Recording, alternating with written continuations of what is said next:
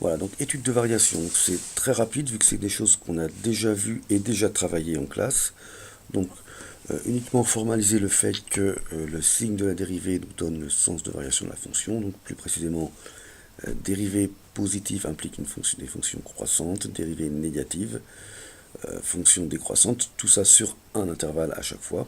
Alors on va préciser intervalle ouvert fermé, ça va être un petit peu l'objet du début de cette vidéo. Alors, je prends un exemple, une fonction qui entre autres est strictement décroissante sur l'intervalle -1, 3, l'intervalle fermé.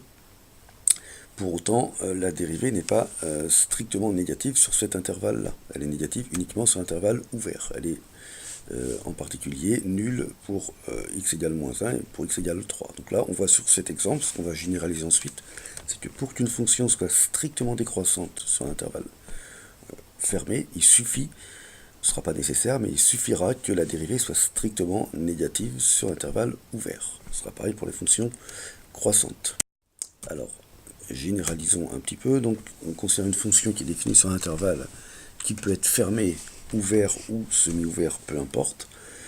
Pour la dérivée, ça nous intéresse uniquement sur l'intervalle ouvert. Si la fonction est dérivable sur l'intervalle ouvert, qu'elle soit pas dérivable en A et en B, on s'en moque. Donc si la dérivée est strictement positive sur l'intervalle ouvert AB, j'insiste, alors la fonction est strictement croissante sur I, qui lui peut être fermée, peu importe. Même chose, si la dérivée est strictement négative sur l'intervalle ouvert, ça suffit pour dire que la fonction est strictement décroissante sur l'intervalle I, qui peut être lui fermé ou ouvert. Alors évidemment, la réciproque est fausse. Pourquoi la réciproque est fausse? Tout simplement, si une fonction n'est pas... la fonction peut très bien être strictement croissante sur un intervalle sans que la dérivée soit strictement positive. Elle peut très bien être nulle de temps en temps. Alors, pas sur des intervalles, mais pour quelques valeurs ponctuelles, elle peut être nulle. C'est pour ça que la réciproque est fausse. Alors, un exemple pour illustrer, que voilà.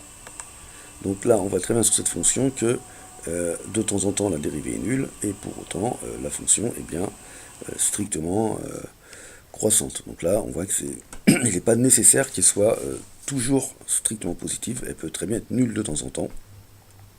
Et ça n'empêche pas que la fonction sera strictement croissante. Voilà. Alors, très difficile à démontrer, donc c'est vraiment un début et très partiel de démonstration. Juste poser quelques jalons. On va voir qu'il nous manque des éléments, mais c'est un petit peu volontaire. C'est aussi pour vous faire réfléchir. Alors, on va prendre le cas d'une fonction qui est strictement croissante. Et on va essayer de voir ce qui va devenir pour le signe de la dérivée. Alors si la fonction est strictement croissante, donc ça veut dire que si h est strictement positif, donc a plus h étant strictement supérieur à a, on a f de a plus h strictement supérieur à a, donc le quotient f de a plus h moins f de a sera strictement positif, sur h strictement positif, donc quotient strictement positif. Si h est négatif, donc on inverse l'inégalité, donc le quotient devient, donc f de a plus h moins f de a devient négatif pour le coup, sur h qui est négatif, donc négatif sur négatif c'est positif. Donc dans tous les cas, le taux sera strictement positif. Seulement problème, quand on va passer à la limite, il y a quelques évidences qui disparaissent, et c'est pas parce que le taux sera toujours strictement positif que la limite sera strictement positive. Tout ce qu'on peut en déduire, c'est que la limite sera supérieure ou égale à 0. Ça ne prouve pas qu'elle soit une égalité stricte et mis un petit peu à mal par le passage à la limite. Ça, c'est des choses que vous verrez dans l'enseignement supérieur. On n'a pas assez d'éléments, surtout en première, pour le démontrer, mais voilà, il y a un petit souci quand on passe à la limite. C'est pour ça que tout ce que je vous demande de bien voir dès qu'il sera question de passer à la limite, il y a toujours pas mal de précautions à prendre. Donc pour l'instant, on est un petit peu coincé. Tout ce qu'on peut en déduire pour le signe de la dérivée, c'est que elle sera supérieure ou égale à 0, donc on ne peut pas établir un lien entre la stricte monotonie et l'inégalité stricte, le signe strict du nombre dérivé. Voilà, donc on est un petit peu coincé, donc on en reste là pour l'instant, je vous laisserai réfléchir là-dessus, donc c'est pour ça que ceci n'est pas une démonstration, attention, elle est très largement incomplète, mais ça nous fait réfléchir sur le passage à la limite qui peut poser quelques problèmes de temps en temps. Donc ça, je laisse en suspens ce questionnement. Et on va retenir pour l'instant Donc ce qu'on va retenir, c'est que pour une fonction donnée, donc dérivable avec la dérivée, donc voici le signe. Donc là, voilà le signe de la dérivée.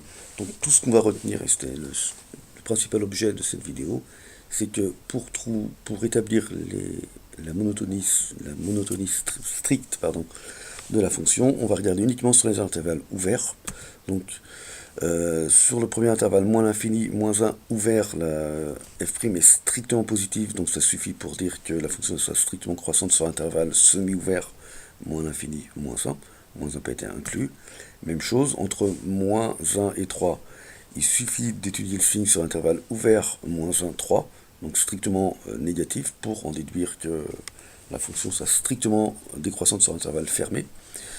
Et même chose pour le troisième intervalle, pour dire qu'elle est strictement décroissante. Voilà. Donc pour démontrer qu'une fonction est strictement croissante ou strictement décroissante, il suffira d'étudier le signe sur intervalle ouvert à chaque fois, et on aura tout ce qu'il nous faut. Voilà.